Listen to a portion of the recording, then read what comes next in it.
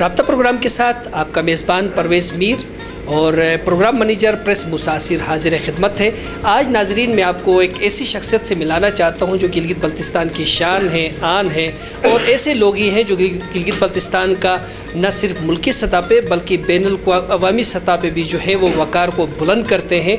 और उन्होंने अपनी ज़िंदगी इलाके की जो है तामीर और तरक्की के लिए वक़फ़ की हुई है। वो बैनुल मुल्क तो काम करते हैं लेकिन वो अपनी सरमायाकारी अपने इलाके में भी करते हैं। वो वही सरमाया अगर वहाँ पे लगाए तो कई गुना ज़्यादा इससे कमा सकते हैं, लेकिन उन्होंने अपने घर अपने गिलगित में अब सरमायाकारी की है ताकि लोगों को सहूलियात मिले, उससे इस्तिफ़ादा भी लोग हासिल कर रहे हैं और रोज़गार से भी बहुत ज़्यादा वाबस्ता है। मेरे साथ सादिक साहब मौजूद हैं। अस्सलाम वालेकुम सादिक साहब। अब आपको हम अपने प्रोग्राम राब्ता में खुशामदीद कहते हैं। आप जो है हमारे, जैसे कि मैंने पहले कहा, हमारे गिलगित बल्तिस्तान की शान है, आन है, और आप जैसे लोग हैं जो गिलगित बल्तिस्तान के अफरादी क़ुव्वत को जो है इंटरनेशनल सतह पे मुतारिफ़ कराकर जो है आपने जो है हमारा नाम रोशन किया है। आपसे मैं पूछना चाहूँगा कि ये जो आपने बैरून मुल्क जाकर काम करने का जो एक सिलसिला शुरू किया, उसमें आपको कितनी मुश्किलात पेश आई और किस तरह आपने वहाँ पर अपना मकाम बनाया? देखें, सबसे पहले तो मैं हनीसारा टीवी वालों का और मीर साहब स्पेशली मैं आपका बहुत बहुत शुक्रिया अदा करता हूँ कि आपने अपना कीमती वक्त निकाल के आप मेरे पास आए हैं। तो मेरे साथ मसला ये है, कोई भी काम आप शुरू करते हैं उसमें मुश्किलात तो आती रहती हैं। तो हमें भी जब शुरू में मैं चला गया बाहर तो काफ़ी मुश्किलात आए हैं, शुरू में काफ़ी परेशानी भी हुई हैं, लेकिन उन परेशानियों के साथ फ़ाइटिंग की मैंने। और आज अल्लाह का शुक्र है कि जापान में भी अपना कारोबार है, पिंडी इस्लामाबाद भी है और गिलगित में भी आपके सामने है। तो मेरी ये एक कोशिश होती है मेरे साहब कि मैं ज़्यादातर, जैसे आपने फरमाया कि मैं ज़्यादातर अपने इलाके में और गिलगित बल्तिस्तान में, स्पेशली गिलगित में काम करता हूँ और मैं चाहता हूँ नई चीज़ें लाऊँ। जो जैसे आपको बताया पैनाफ्लेक्स का सबसे पहले मैंने लगाया और ये ट्रेंड ही मैंने, वरना लोग बेचारे एक बैनर प्रिंट करने के लिए इस्लामाबाद चले जाते थे, उसमें फिर उनके टैक्सी के किराए एक्सपेंसेस पड़ा उनको वो होता था। तो जी। तो सादिक साहब, जैसा कि आपने कहा कि आपने यहाँ पर जो है आवाम की आसानी के लिए जो है एक जदीद टेक्नोलॉजी मुतारिफ़ कराई और यहाँ पर लोगों के लिए आसानी पैदा की है। अब जो है कुछ देर पहले आपसे बातचीत होते हुए आप जो है गिलगित बल्तिस्तान में जो मुस्तहिक लोग हैं या टैलेंटेड लोग हैं उनके लिए कोई एक ट्रस्ट बनाना चाहते हैं ताकि लोग जो हैं, जो बच्चे जो पढ़ नहीं सकते हैं, जो जिनको सेहत की सहूलियात दस्तयाब नहीं है और जो जिनका म्यार ज़िंदगी बिल्कुल गिरा हुआ है, उनकी म्यार ज़िंदगी को बुलंद करने के लिए कोई ट्रस्ट बनाना चाहते हैं, तो उसके चीदा चीदा नुकात क्या हमारे नाजरीन को आप बताना चाहेंगे? जी मीर साहब, बिल्कुल। मैंने आपको वैसे आपको बताता चलो, मैंने सियासत को मैंने खैराबाद का, अभी मैंने किसी सियासी पार्टी में नहीं जाना है वरना मैंने सियासत करनी है। अब मेरा मकसद रहा यही है कि मैं इंसानियत की खिदमत करूं, समाजी काम करूं। तो इस सिलसिले में मैं इसलिए स्पेशल इधर आया हूं, आके मैं एक अपनी वेलफेयर ट्रस्ट रजिस्टर कराऊंगा जो लाजिमात जिस मुल्क में हम रहते हैं जापान वेलफेयर ट्रस्ट के नाम से होगा, और उसके हम रखेंगे और भी मेम्बरान। तो उसमें ये होगा कि मैं अपनी तरफ से बहुत ज़्यादा उसमें कोशिश करके उसमें ये करेंगे जो हमारे जो बेवा औरतें हैं उनके लिए सिलाई मशीनें, और जो हमारे जो गरीब इलाके के जो गरीब लोग हैं जो पेंसिल कापी और बस्ता नहीं ख़रीद सकते हैं उनको भी हम प्रोवाइड करेंगे। और हम इंशाल्लाह इस वेलफेयर ट्रस्ट को इस तरीके से चलाएँगे कि हम बग़ैर किसी तासुब के हम इंशाल्लाह नगर में भी जाएंगे, हम चिलास में भी जाएंगे, हम गिज़र में भी जाएंगे, हम गिलगित में भी काम करेंगे।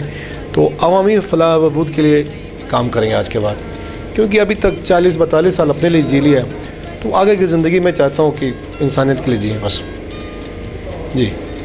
तो नाज़रीन, जैसा कि मैं आपको बताते चलूँ कि हमारे सादिक भाई जो हैं वो स्पोर्ट्स से भी दिलचस्पी रखते हैं और ऐसा खेल खेलते हैं जिसमें ज़िंदगी से लड़ना पड़ता है और उसके लिए दिल गुर्दा चाहिए, यानी कि पैराग्लाइडिंग इस स्पोर्ट्स को भी गिलगित बल्तिस्तान के पहले शख्स थे जिन्होंने अपनाया और नेशनल सतह पे और इंटरनेशनल सतह पे इन्होंने वो कुछ करके दिखाया जिससे लोग हैरान रही है। तो पैराग्लाइडिंग के शौक़ आप में किस तरह पैदा हुआ और आपने कहाँ कहाँ इसके जो मुजाहरे थे वो किए? जी मीर साहब, बड़ी मेहरबानी, आपने बड़ी ज़बरदस्त क्वेश्चन की। तो पैराग्लाइडिंग का शौक़ मीर साहब आपको भी याद होगा, हम लोग बचपन में छोटे हुआ करते थे तो हमारे ओल्ड पोलो ग्राउंड में अंग्रेज़ फ्लाइंग करके आके उड़ते थे, वो लैंडिंग करते थे। आपने भी उस ज़माने में तो काफ़ी अंग्रेज़ आते थे, वो देख के बचपन में एक शौक़ था। तो वही शौक़ फिर बाद में जापान गया, तो जापान में मैं 2001 से पैराग्लाइडिंग ये खेल खेल रहा हूँ और जापान मेरे पास जापानीज़ लाइसेंस है, मैं पूरी दुनिया में जाके कहीं भी जाके खेल सकता हूँ, इंश्योर्ड है मेरा पूरा। और दूसरी बात ये कि मैंने जापान में मैंने फ़्लाइंग की है बहुत सी जगहों में, और मलेशिया में मैंने फ़्लाई की है, दुबई में फ़्लाई की है, ये गिलगित में तो आपको पता होगा ऊपर हरेली से मैंने फ़्लाई की है, अंदर हुंजा में दुईकुर में फ़्लाई की है, सिकरदू में की है, गुलापुर में मैंने फ़्लाई की है। तो बाकी आगे वो पिंडी इस्लामाबाद में वो मारगले की पहाड़ियों से मैंने फ़्लाइंग की है और खानपुर डैम के ऊपर मैंने फ़्लाइंग की है। और आजकल मैं एक और चीज़ कर रहा हूँ, उसमें पैराग्लाइडिंग के पीछे मैं मोटर लगा के उड़ता हूँ, जिसमें मैं एक दफ़ा उसमें अगर पेट्रोल फुल करूँ 2 घंटे में फ़्लाई कर सकता हूँ। तो मेरी इस फील्ड में भी कोशिश होगी कि मैं अपने गिलगित बल्तिस्तान के लोगों को, जो यंगस्टर्स हैं जो करना चाहते हैं, आगे आना चाहते हैं, उनको भी मैं इंशाल्लाह इस मामले में, इस पैराग्लाइडिंग का भी मैं चाहता हूँ हमारे लोग और आगे आ जाएँ। दूसरी बात, एक इस खेल के बारे में मैं बताता चलूँ, ये खेल इंतहाई डेंजर खेल है, ये ज़िंदगी और मौत का मसले का खेल है। इस खेल को ऐसे नहीं कि बस जैसे ही आपने ग्लाइडर हाथ में आ जी बस मैं उड़ता हूँ, कि नहीं, इसकी प्रॉपर ट्रेनिंग लेनी चाहिए, प्रॉपर ट्रेनिंग। क्योंकि देखें, आप एक दफ़ा उड़ने के बाद कहीं गलती से नीचे लग के हाथ टूट सकता है, पाँव टूट सकता है, बंदा मर सकता है। प्रॉपर ट्रेनिंग लेके बिल्कुल काफ़ी टाइम लगा के बिल्कुल ट्रेनिंग के बाद जब आप समझते हैं कि हाँ जी मैं फ़्लाई कर सकता हूँ, उस वक्त फ़्लाई करनी चाहिए, वो भी एहतियात के साथ, क्योंकि ये बहुत ख़तरनाक गेम है। बाकी गेम तो बहुत ज़बरदस्त है कि इंसान परिंदा बन जाता है, कहीं भी आप जा सकते हैं ईज़ी अपनी मोटर लेके, अपने ग्लाइडर लेके। तो मैं इस मामले में मैं गिलगित पैराग्लाइडिंग को भी गिलगित बल्तिस्तान में प्रमोट करना चाहता हूँ। अच्छा, आप जो है दुनिया के दीगर ममालिक का जिक्र किया, वहाँ पर आप ये आप क्या समझते हैं कि गिलगित बल्तिस्तान में टूरिज़म के मौक़े किस किस्म के हैं? हाँ मेरे साहब, बड़ी आपने ये अच्छी क्वेश्चन की। मैं तकरीबन पूरा यूरोप घूम चुका हूँ, चाइना, मलेशिया, थाईलैंड, बहुत से, नेपाल, बहुत से मुल्कों में जा चुका हूँ। आप यकीन करें कि मैं अपने इलाके की तारीफ़ नहीं कर रहा हूँ, मैं ऑल ओवर कह रहा हूँ। इतनी खूबसूरत जगह मैंने दुनिया में कहीं नहीं देखी है। आप जाएँ सिकरदू की तरफ, आपको अलग तरीके का आपको व्यू मिलेगी। आप जाएँ गिज़र की तरफ, आपको अलग एक व्यू मिलेगी। आप जाएँ चिलास की तरफ, ऊपर बाबूसर के ऊपर जाएँ, या आप फेरीमेडोस जाएँ, आपको अलग एक वो आपको व्यू मिलेंगे। आप अस्तोर की तरफ जाएँ, अलग आपको व्यू मिलेंगे। हाँ, आप हुंजा और नगर की तरफ जाएँ, देखिए इतनी खूबसूरत जगह आपको मिलेंगे। हमारे पास दुनिया के बहुत बड़े बड़े ग्लेशियर हैं, हमारे पास दुनिया के बहुत बड़े पहाड़ हैं। तो ये हमारे लिए बहुत बड़ी बात है। और मैं गिलगित बल्तिस्तान का इंशाअल्लाह जो, बल्कि गिलगित बल्तिस्तान का नहीं, पूरे पाकिस्तान का समझता हूँ कि ये टूरिस्ट जो आएंगे बाहर से, अगर ये आना शुरू करें बाहर, अगर गवर्नमेंट फैसिलिटेशन करे, यहाँ पर बिजली के मामलात हल करें, अगर वो आ जाएँ, तो मैं समझता हूँ हम पाकिस्तानियों को और काम करने की ज़रूरत नहीं है। हमारे पास इतने टूरिस्टिक स्पॉट्स हैं कि हम उसी पैसे से अपने मुल्क को चला सकते हैं। जी। तो सादिक भाई, आपने जो है जैसा कि कहा कि यहाँ पर सहूलियात देने के लिए जो है आवाम जो है वो यहाँ पर स्पॉट तो मौजूद है, लेकिन इन्वेस्टर्स यहाँ पे नहीं आ रहे हैं यहाँ पर ना, ये टूरिज़म को डेवलप करने के लिए। जाहिर सी बात है, स्विट्ज़रलैंड बनाया तो वहाँ पर 95% इन्वेस्टर्स आए हुए जिन्होंने वहाँ इन्वेस्ट किया और वहाँ पर टूरिज़म को डेवलप किया। तो गिलगित बल्तिस्तान में इन्वेस्टर नहीं आ रहे, तो आप जो है, क्या आप मुस्तकबिल में टूरिज़म में कोई इन्वेस्ट करना चाहेंगे? टूरिज़म को गिलगित बल्तिस्तान में डेवलपमेंट करने के लिए कोई काम करना चाहेंगे? जी बिल्कुल। मेरा जो अभी एक और प्लान है, मैं जुटियाल में एक होटल बनाऊंगा और उसके अलावा एक मैं नलतर में भी होटल बनाने का मेरा प्रोग्राम है। और आप देख रहे हैं टूरिस्ट हमारे गिलगित बल्तिस्तान में इतने टूरिस्ट हर साल आ रहे हैं यहाँ होटलों में, उनको जगह नहीं मिलती है, बेचारे कहीं पार्कों में सोते हैं, कहीं किसी के घरों में जाकर सोते हैं। तो ये हमने उनको फैसिलिटेट करना है। तो इंशाल्लाह आप ये देखेंगे 10, 15, 20 सालों से हमारे मुल्क के जो हालात थे वो ठीक नहीं थे, तो भी पाक आर्मी ने हमारी पूरी ये बराबर हो गए। तो हमारे ऑपरेशंस हुए, उसके बाद फिर ये टेररिस्ट थे वो सारे मारे गए। तो अब ये कि अब अभी अमन होगा, और अमन के बाद अभी आप देखते जाएं पाकिस्तान अभी कितनी तरक्की करेगा आगे। मैं यकीन से कह सकता हूँ पाकिस्तान दिन दुगनी रात चुगनी तरक्की करेगा। अच्छा सादिक भाई, मैं आपसे ये भी पूछना चाहूँ, क्योंकि दीगर ममालिक में आप वहाँ के स्कूल्स में, क्योंकि आपके बच्चे पढ़ते हैं वहाँ पे आते जाते हैं, तो क्या आप वहाँ के मेयार तालीम और गिलगित बल्तिस्तान में जो मेयार तालीम सरकारी या गैर सरकारी इदारों में जो दिया जा रहा है उसका मवाजना करें तो आप क्या देखते हैं?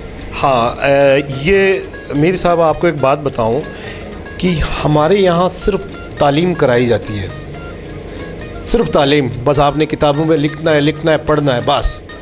हमारे यहाँ बच्चों को सिखाया नहीं जाता है किसी से बड़े से बात करने का तरीका, और झूठ नहीं बोलना, गलत कोई काम नहीं करना, अपने से छोटों को मोहब्बत और शफ़क़त के साथ पेश आना, बड़ों के साथ अच्छे तरीके से पेश आना, और दूसरा अपने इलाके को साफ़ रखना और सफाई का। तो ये सोशल एक्टिविटीज़ हमारे स्कूलों में ज़ीरो है, गिलगित बल्तिस्तान में ज़ीरो, मैं तो ज़ीरो समझता हूँ।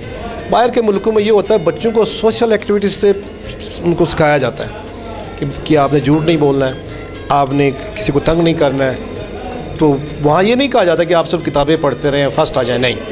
तो ये चीज़ हमारे जो स्कूलों में सोशल एक्टिविटीज़ नहीं है। तो हमें अपने बच्चों के जहनों में इस चीज़ को भी मैं गवर्नमेंट से रिक्वेस्ट करता हूँ कि इस चीज़ पे भी खुशी तवज्जो दे दें, क्योंकि आज के बच्चों ने कल बड़े होना और उन्होंने इस कौम को संभालना है। जब उन बच्चों को हम बेसिक चीज़ें सिखाएंगे ही नहीं तो वो खाली पढ़ाई से तो कुछ नहीं बनता है।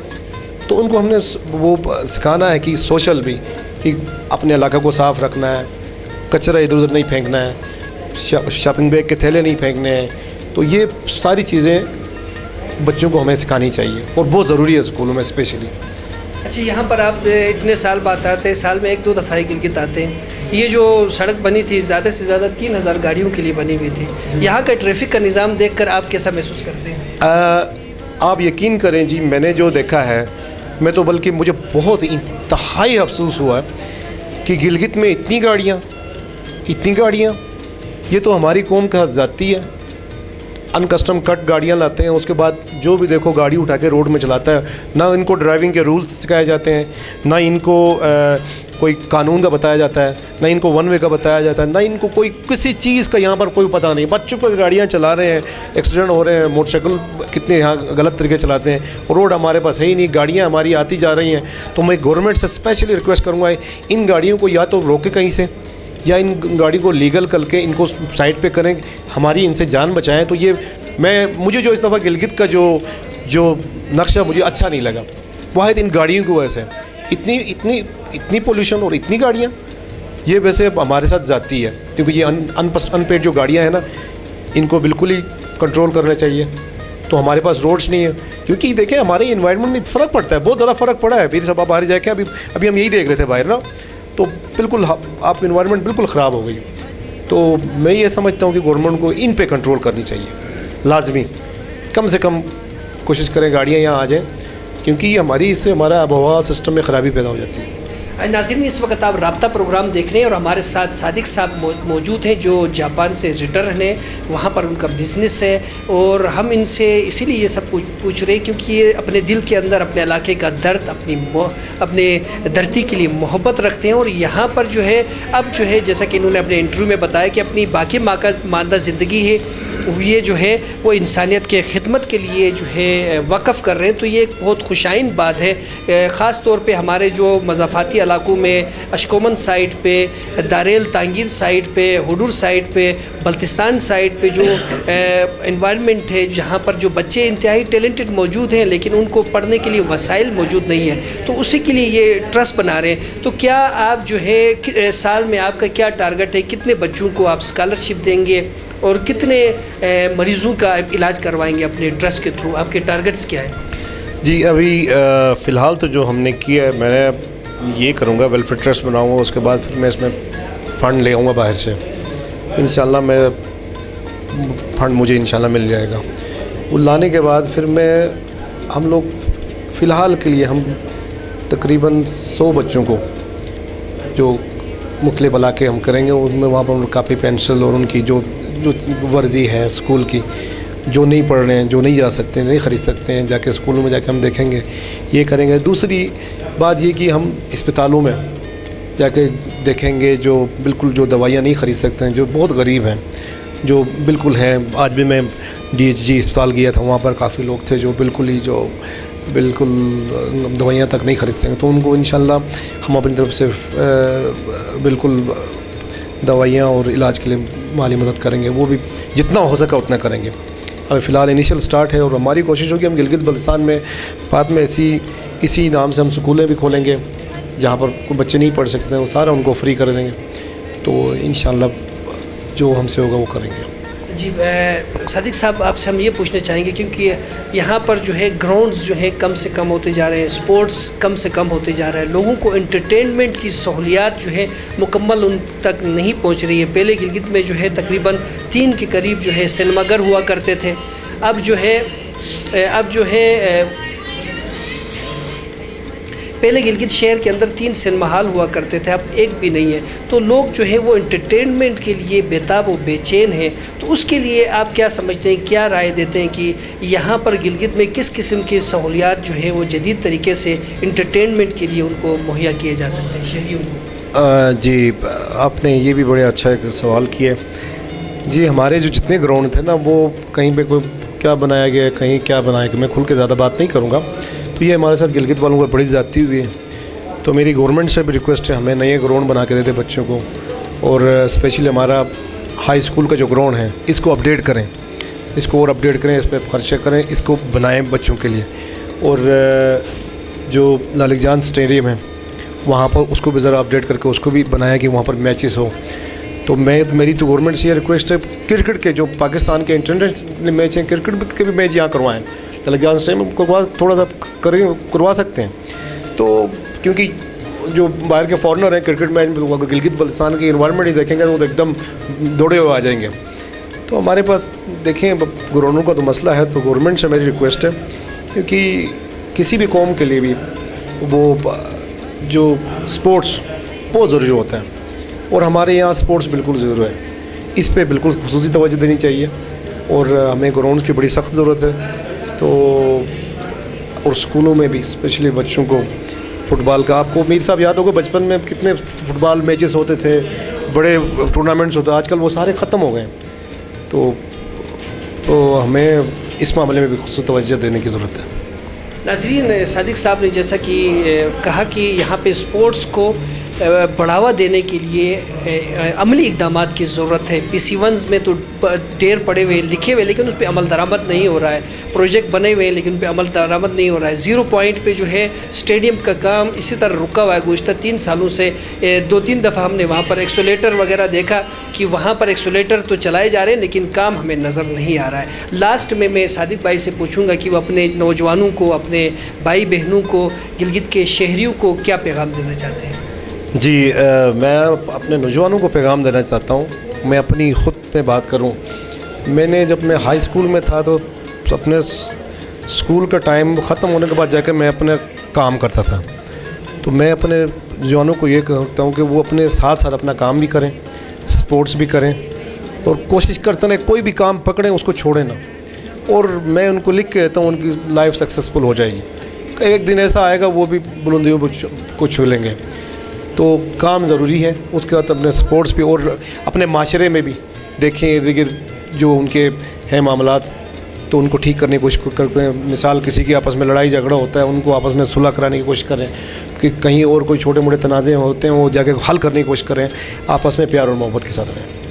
बहुत बहुत शुक्रिया सादिक साहब, जैसा कि आपने कहा कि अपने आपस में प्यार मोहब्बत से रहें और मुस्तकिल मिजाजी से रहें। आज अपनी मुस्तकिल मिजाजी और अनथक मेहनत से सादिक साहब ने जो मकाम हासिल किया है वो आपने देख लिया कि इन्होंने खुल के बताया कि अगर उस फार्मूले पे आप अमल करते हैं तो न सिर्फ अपनी लाइफ को इन्होंने बेहतर बनाया बल्कि गिलगित बल्तिस्तान के नाम को भी रोशन किया है। इसी पैगाम के साथ अपने मेज़बान परवेज़ मीर और प्रोग्राम मैनेजर प्रेस मूसा आसिर को इजाज़त दीजिएगा। फिर मिलते हैं एक अच्छे प्रोग्राम के साथ। अल्लाह निगहबान।